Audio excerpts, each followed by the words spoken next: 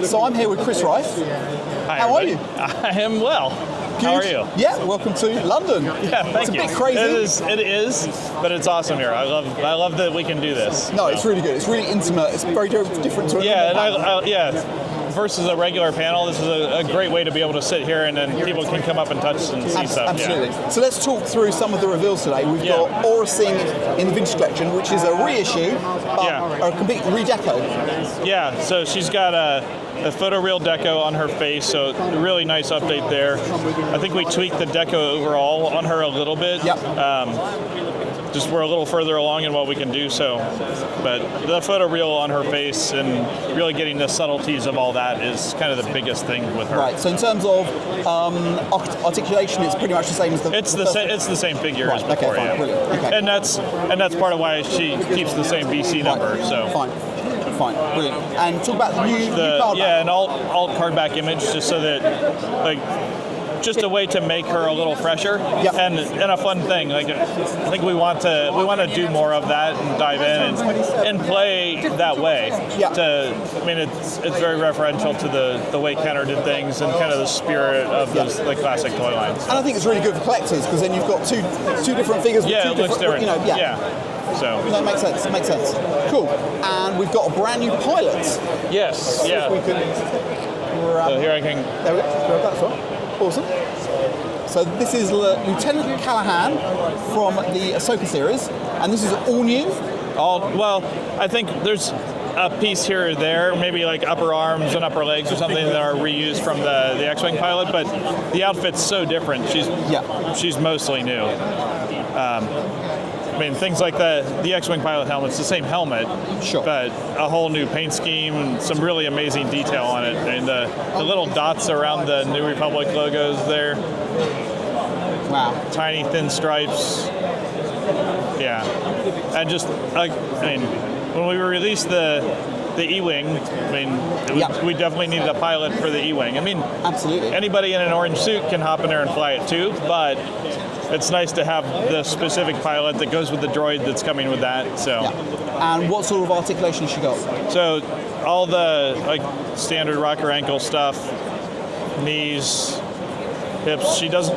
She has the kind of the classic pivots on her hips, but more than enough for somebody who sits in a chair most of her day. Yeah.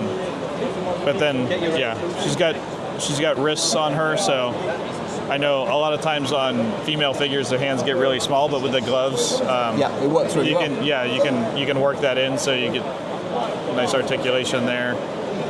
And she's got the wrist, so her right hand for the blaster hand can go up and down. Right. And then her other hand can go in and out. Yep. So. Yep.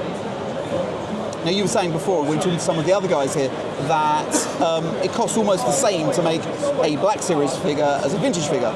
Yeah, it does. If you think about it, they essentially have the same articulation anymore. Absolutely. So it's the same number of pieces. And when you start thinking about, how many pieces is it to do that? Like, still have to assemble all the same parts, all that stuff. And then if we're decoing them the same, which we honestly can't deco them the same because that's the only place where you can try and save some money on the production of them. Otherwise, a TVC figure would be the same cost as a Black Series figure.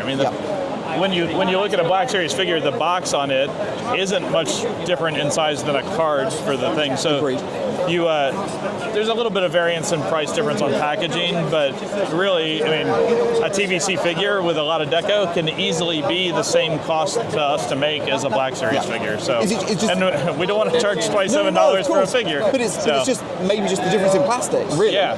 It's pennies difference in the volume of plastic you use to make a figure. So. And I know we don't always talk about that, but I think it's important for fans to understand. We get it. Yeah, it's the same. It's a struggle when figures are expensive. A lot of us grew up in a day when a figure was $2, and that's not what the world is anymore. Well, it's something that we've spoken about previously, privately, but never publicly, which is why I thought because you were talking about it, it was. Yeah, and it is. It's a great thing to point out, and that Yeah, and if you hold up two figures side by side, Black Series and Vintage, they really are. I mean, sometimes people take a photo and you don't know whether it's Black Series or Vintage they're taking a photo of, and that right there tells you kind of the amazing deal that vintage figures are. Going back, I know sometimes you do 2-ups, which is like a double-sized version of a figure. Can you use some of that in terms of manufacturing a Black Series figure and a vintage collection figure? So when we've done a figure first in one of the scales, whether it's Vintage or Black Series, it's a great reference piece for doing the other one.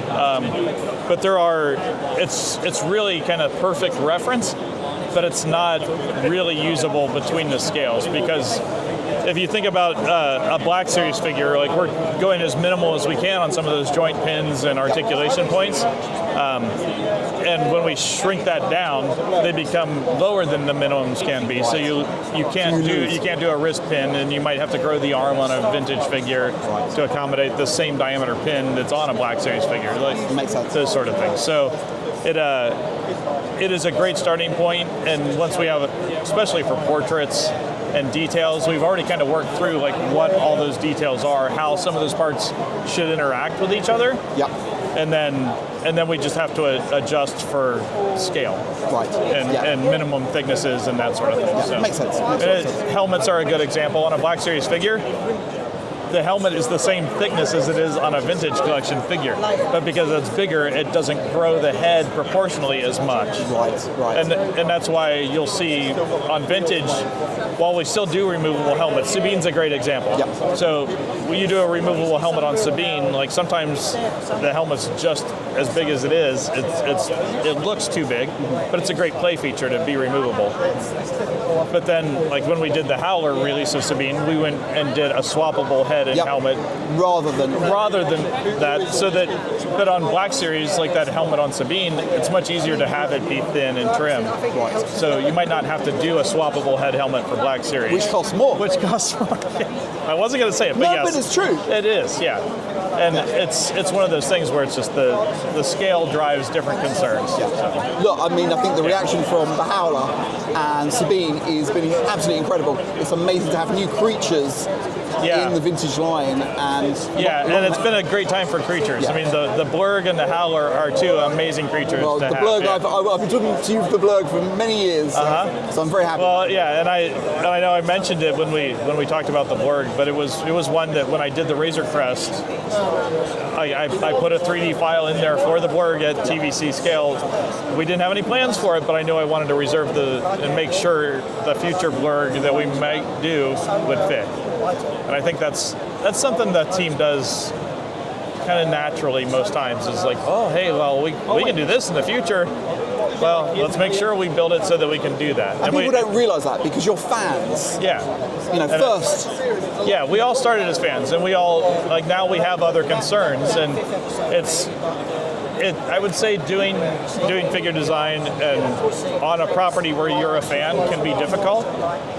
Because we all want to do everything that all the fans want. We want to do all that, but we also have the concerns of it being a business, and we're trying to make figures efficiently and make them in a way that lets us do more figures and continue the line and bring a different level of energy. So, and then, I mean, you guys know, like, we're working on stuff now that you guys won't find out about for a year and a half. Yeah.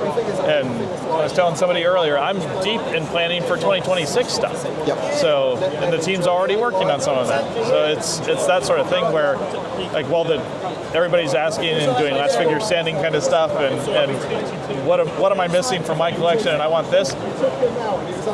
Maybe we've already addressed some of those concerns. Maybe we haven't, but those things inform us continually. Absolutely, and even if the winner of that hasn't been or isn't on the drawing board yet, it will take 18 months if you decide to do it. Right, and it's going to take us 12 months before we can tell you we're doing it. Correct. So, yeah. Correct. Yeah, and that's if it's already in the system. So, yeah. It makes sense. It makes sense. And I don't know, like, that's a frustration point for us, the same as it is for fans. We want to have figures out, like, as soon as we can, all the time, but it's just the reality of making things. You just can't. And something Steve Evans has said on social media over the last few days, we're going to lose some of the pipeline reveals. Yeah, and And I think part of that is when we started doing pipeline reveals, it was to support stories and themes that were coming. But I think over time we've just started kind of almost by habit just pipeline revealing everything. And I think what that does is it spoils the story later. And I think we're seeing some of that. I mean, in more recent times, like the Armorer's Forge is a good example. And Sabine and the Howler. Like, we didn't tell people those were coming, and the energy behind those announcements is a lot stronger. And I think instead of it kind of filtering out the news, it gives everybody some intense excitement and keeps that energy behind behind TVC. No, agreed. Completely well, agreed. and Black Series and everything. Yeah, so let's move on to the Black Series reveals. Can I get you guys to pass the Black Series stuff? All right, where do we want to start? We're going to start how we did in the thing? Yeah, let's go. So we got Sebulba here. So we got Sebulba here from the Phantom Menace, which this year is celebrating its 25th anniversary. So really, really good to bring Sebulba into the line for the first time. Yeah, he's an amazing figure. I mean, always cool to have creatures of any form in Star Wars. And then when it's a character creature, really special too. And we'll put him up here in front of his friends, but I think we all understand how odd it is to be walking around on your hands as your normal. And then making sure that works in a figure format is a unique challenge. So you've had to make his toes they're bigger. just a touch bigger, just to give him a more stable base. Yeah. So he doesn't fall over as soon as you walk away from him. Right. But he's all still posable and all great kind of classic articulation. And dare I say it, would you maybe have done a 3D version of a pod racer where you put him in to see whether he would fit into a cockpit? We haven't. Okay. Just because you mentioned it before, so yes. I mean, but I think that's one of those things where it's easy to do that both ways. Of course. Because scale-wise, that's probably as big as you could go in terms of a. Yeah, Black Series gets tough with vehicle-sized stuff, but at least pod racers are split up into multiple components. Yeah. So, it's really good. So, obviously, you included the frog. Yeah, was there any talk of any of the other accessories, or? No, I mean, because he's not any smaller or less complicated than a normal figure. Well, it's probably more complicated in some respects. Yeah, exactly. I mean, more concerns with him. So we wanted to give him an accessory of some form, and the frog seemed like the one. He doesn't have a blaster. Yeah. So. True. And then giving him the removable helmet was just kind of a fun touch. Yeah. So. That makes a lot of sense because it can be used in different scenes now. Yeah. Which is great. And then we've got 2 female Jedi joining the line. Yeah. So we've got Luminara. And I think my favorite part is this centerpiece on her. It's all sculpted, so it's all dimensional. But then it's all I think it's done with pad printing, with tampos. But even her vamp braces, and then the photo reel on her face. She's got like all the figures now. I mean, it feels like old news to talk about how amazing that is in a way, but it is like every time I see it, it's shocking how it continues to evolve. Yeah, because we look at even the earliest stuff we did, and some of the dot screen, the size of the dots is bigger on some of the early stuff, and now we're just so subtle in what we can do, and I think it looks incredible.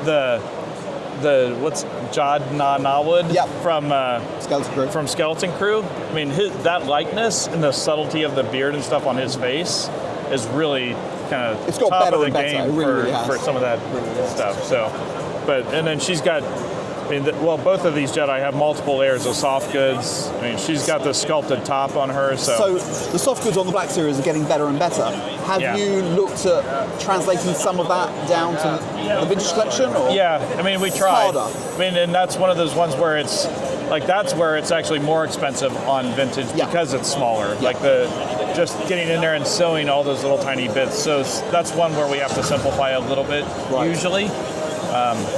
But the team's done an amazing job of digging up new suppliers for materials and finding things. She's a great example of that really nice material on her inner skirt with the fine texture. And we've used material similar to that for things like Tusken Raiders and stuff. Yeah. And it's a fun adventure on soft goods all the time. Yeah.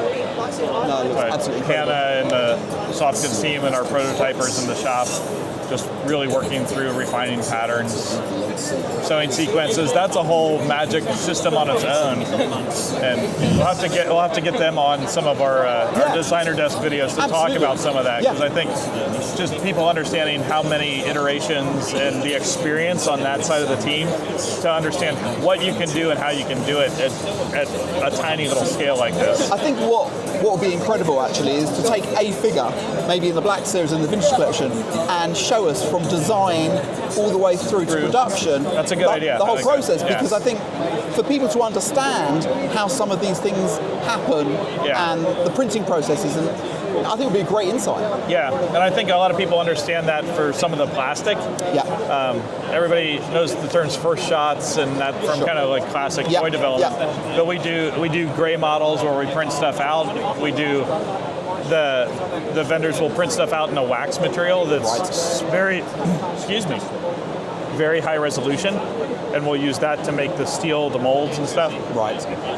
But it's the soft goods go through iterations, and there are patterns, just like if you were to go to the fabric store and buy a pattern to make a shirt. Yeah. We do the same thing in sewing sequences, like what to do first and where to do it and where to put a tack and a little dart and all those sort of things that the team has been doing that amazingly well for decades. I think it'd be incredible insight. So maybe that's something we can look at offline. But yeah.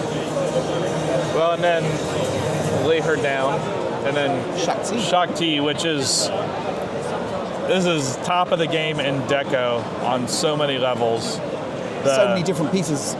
Yeah, and all of her Montrals and Liku separate pieces so that they can get around fully and deco all those pieces, and they're soft so that she's posable. But you can see that even the back sides. And is that pad printed, or?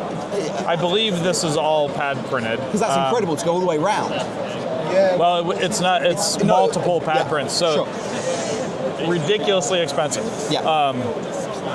I feel like there's enough deco on her head that there's more deco on her head than there is on a normal figure. Yeah. Well, I was thinking of like C-3PO or Boba Fett, which has got different colors, so many different colors. Yeah. But if you're having to pad print that 360 degrees. Yeah, because each one of those might be 3 or 4 operations to do that. Yeah. And somebody looks at it and goes, oh, there's like 1, 2. Like, no, it's not. It's well, I don't even know what the number is. I would imagine at least 4. But I would guess, and without running numbers, I don't know for sure, but I would guess that this figure, if we were to do it in TVC, would be a deluxe figure just on deco. Yeah. And you look at all the, like, even the little gold dots around the back of her head for all the headdress stuff, and all it's like everywhere. And we've got the soft goods again with the textured material, very similar to Luminara, but obviously the inner robe and the outer Jedi robes, and then same thing on her. She's got soft vinyl piece for the what's it called, a tabard, I think, hanging down in the front, but with all the sculpted texture of the stitching and whatnot in there, and then painted. So good afternoon, Comic Con. Welcome to the Hasbro Pulse stand on this fine Saturday afternoon. Just give Alex a second while he's talking. Have we got a treat for you today? If you missed our Star Wars panel, never fear, you can still come and see everything that was revealed with the team. But we also have some other stuff coming for you. So we have our Marvel reveals happening at 1 o'clock. During that, we'll also be unboxing our Giant Man HasLab. Shipping out now, epic product. 2 o'clock, we've got our Transformers team with some more reveals for you. And at 3, the G.I. Joe team will be showing you some stuff, including also unboxing the latest HasLab of the Dragonfly. While you're here, if you see stuff you like, you need to take it home. Come see us at the store.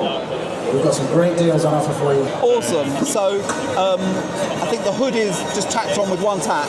Yeah, each of them just one little tack at the bottom just to hold it down so it's not puffing up. And so if somebody wants to put hoods up, it's an easy tack to pop. That's fine. Yeah. And these are all available for pre-order on Wednesday, October the 30th at 1 p.m. Eastern and 5 p.m. in the UK. Yeah, because the time zones are different right now. We're 5 hours different today, but 4 hours different in the middle of the week, and then back to 5 hours. Yeah. Mad. Okay, fine. But yeah, those times are right. 1 and 5. Now you're going from here. You've got a bit of a trip on. We do, yeah. Dwight from the Marvel team, and I are heading to Lucca in Italy for the big convention there. So we'll be there for the whole thing. With more reveals? I think we each have a little something. Okay, cool. Excuse me.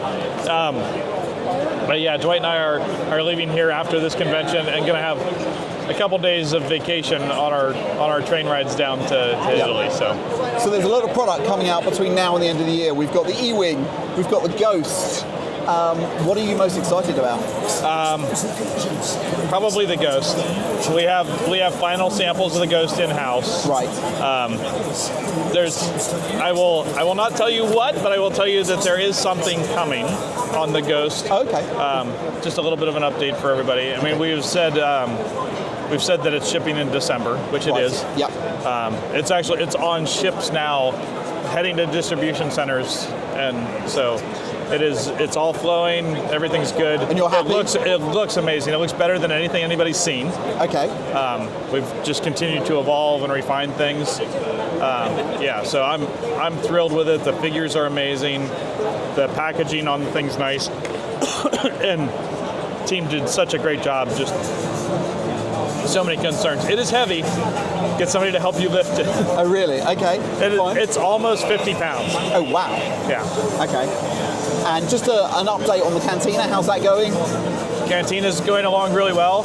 I'm a little bit delinquent on some of my work on it, just getting formalized deco inputs out. But everybody's seen the deco on it. Sure. It's just a matter of checking some boxes and making sure the documentation's in place. Right. But I was working on that a little bit the day before I came here, a little bit on the airplane, a little bit in the hotel room. Okay, cool. Cantina's still going along great. We'll probably be looking at first parts out of molds before too long on that. Okay. I don't know.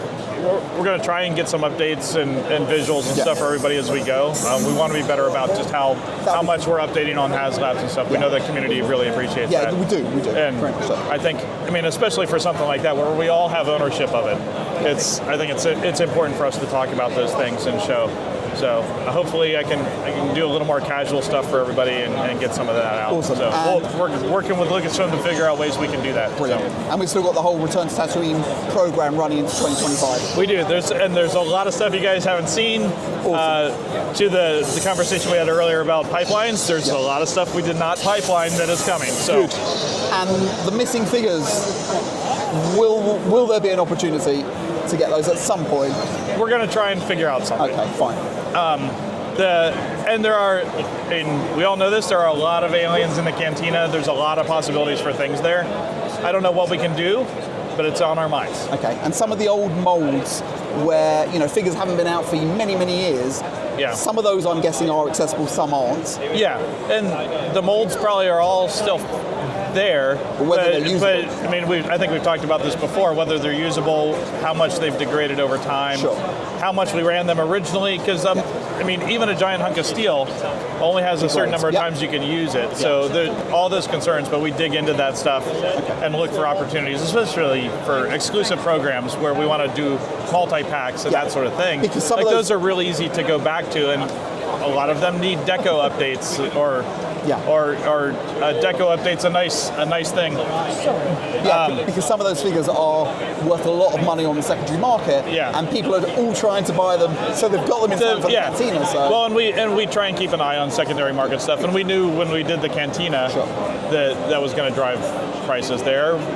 Kind of unavoidable. Of course. But I won't say I didn't. No. I went off and bought a figure or two myself that I wanted to make sure I had. So.